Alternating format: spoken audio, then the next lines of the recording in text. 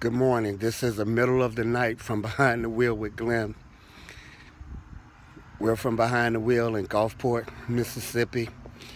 In the background is the Gulf of Mexico. I find the water somewhat soothing, but it's not unusual for me to be up at night. Sometimes I'm driving, sometimes I'm just up. But a lot of the time, it's what's on my mind is what is it really going to take in order to bring people together. If you follow my page, you probably notice from time to time, occasionally, whatever, that I post these words. Evil prevails when good people do nothing. It can be interpreted sometimes that when I say that, that's for a particular segment of people, but evil prevails when good people do nothing, crosses all ethnic lines, all racial lines. When a travesty occurs, and we've seen several, a couple in the past couple days involving shootings and I'm a proponent of waiting until all of the evidence is in or whatever. But we are aware that sometimes it's unjustified. And on those occasions when it's unjustified, everybody should be disturbed. It shouldn't matter your race, your creed, or your color. If somebody loses a life unjustly, it should be an uproar across all lines. And that may not always be the case. You know, we're in this time now where I keep hearing we're going to make America great again. We're going to make America great again. But what I haven't heard and what I think people have been looking to hear is, okay, give us that time in history that you want to go back to when it was great. And I think that's a matter of perspective tonight of when America was great. And as defensive as things are now, they're divided along those lines as well, as far as when America was great. For instance, there are those that would say America was great in 2008 when we elected our first black president. There may be a whole other group of people who says America would be great had they never elected a black or minority president. In 1965, when the Voting Rights Act was passed, that was a time that some could say America was great. But with the division that exists, there would have been those that would have said America would have been great had the Voting Rights Act never been approved. The year before, in 1964, when the Civil Rights Act was passed, that would be a time that we could point to say America was great.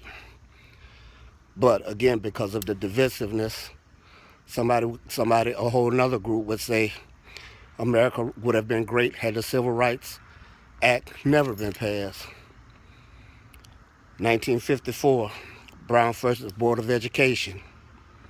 Hey, could have pointed to it as a time when America was great, that the Supreme Court settled Brown versus Board of Education. But being how things are, there was a whole nother group of people that said America would have been great had that case been lost. But there comes a time when we have to come together as a people. There comes a time when we have to be able to work together. There's a time when we have to look beyond somebody's race, somebody's creed, somebody's color, someone's sexual orientation, and come together as a people. We'll do better. We'll live better. We'll be more prosperous. Things will begin to occur in our country and in our lives. There are more things that we share than things that we differ in. But we've got to be able to lay down our differences and come together as a people. I think about Dr. King, and to Dr. King's children, I would say we miss your dad. God, we miss your dad. I look at what's going on in Charlotte right now, what's happening in Tulsa, it happened in Baltimore. It's happened in several places with the riots and all of the things that are going on. And it bothers me because I think of with all the politicians, with all the pastors, with all the people in the community, that when all of this is going on, is there not one voice, just one voice, that could step into the midst of all of this and bring peace and bring a calm and bring an organization to it, make some sense of it?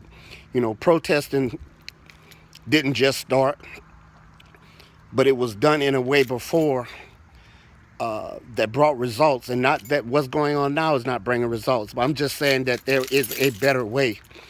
But where are the leaders of today? But these are the things that keep me up at night. These are the things that wonder, what can we do? What can I do? What can we all do as a people to make a positive change in this world and in this country that we live in? In closing, I think about a passage of scripture. 2 Chronicles 7:14 says, if my people, which are called by my name, will humble themselves and pray, seek my face, turn from their wicked ways, then I'll hear from heaven, I'll forgive their sin, and I'll heal the land. The land needs a healing. And when it heals, we'll come together as a people. I've been talking a lot lately about starting to love. We talk about stopping the violence, but stopping the violence is the problem. Starting to love would be solution. What will it take to be able to love and embrace, treat our fellow man with the love and dignity that we all respect as human beings? So this is Glenn tonight from Behind the Wheel. I love each and every one of you, and my prayer that God would bless you and keep you. Good night.